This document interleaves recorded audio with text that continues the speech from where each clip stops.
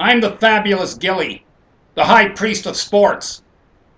And I want to ask Canadiens coach Jacques Martin, Jacques, what's going on?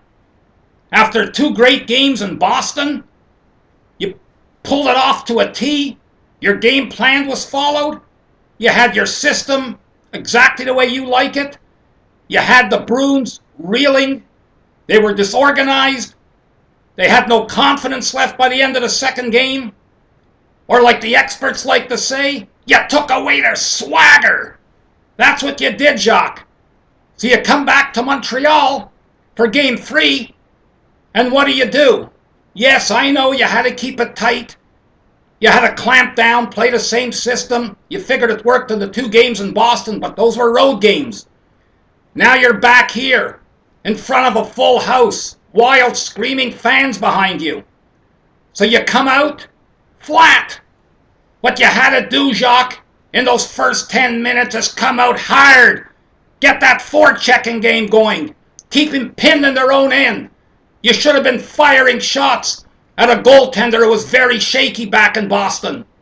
But no, Jacques, you decided to start off defensively. Even on the early power play, you seem to be playing defense. And then what's this story I hear? That at the Monday morning skate, the boys were making funnies. This fair to Midland team was overconfident.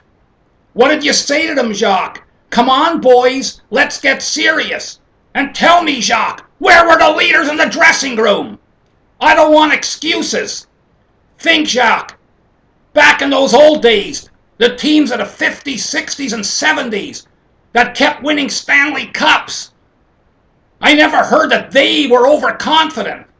Can you imagine GMs and coaches like J. Frank Sulky and Sammy Pollock and Les Hommes de Blake and William Scott Bowman?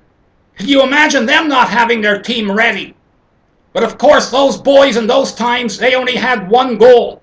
That was to bring home the silverware. Your boys, I'm starting to wonder.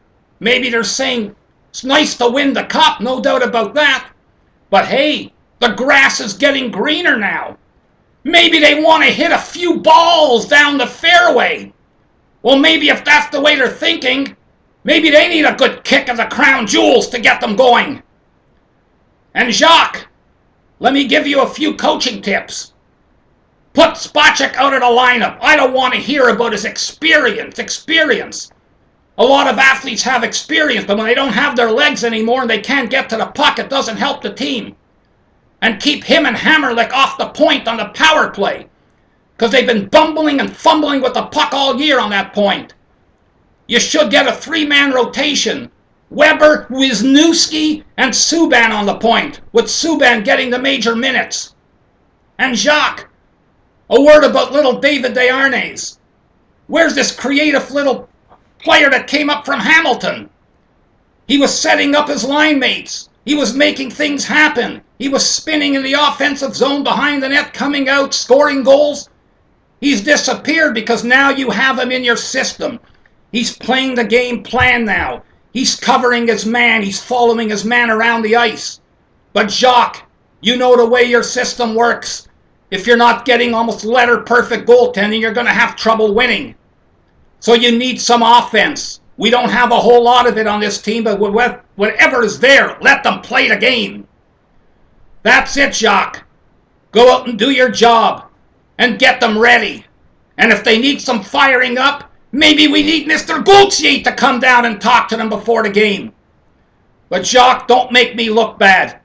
After the first 2 games, I was giving you the kudos, giving you the thumbs up. This is the big one. Like I said, put these Beantown Dandyliners out of their misery.